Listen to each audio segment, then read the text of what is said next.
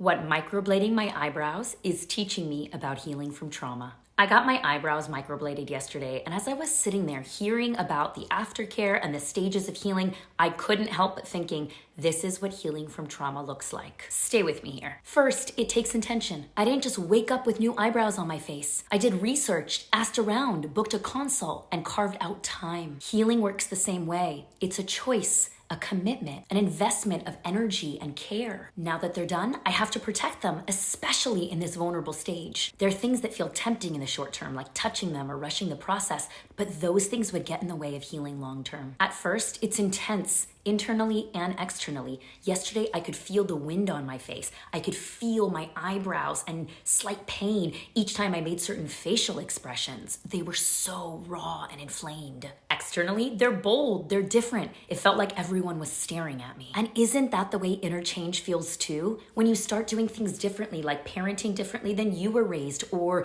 starting to speak out about topics that are taboo in your community, you feel the intense shift within yourself, which can bring up self-doubt and self-consciousness, and you also feel so incredibly seen and exposed to other people who can notice that difference within you. I almost didn't do this video for that reason, and these are just my eyebrows. But I am practicing what I preach, and healing requires us to breathe into the discomfort of the process, to stay present in the awkwardness rather than hiding and isolating and waiting to be fixed in order to reemerge. As time goes on, the scabbing begins, the peeling, the parts that look worse before they look better. Again, it's tempting to pick and interfere with the process, but that will have us miss out on valuable insights and leave scars. Healing asks us to wait, to trust, even when it's messy. As I was listening to the long list of things I should avoid, I was reminded that healing is often inconvenient.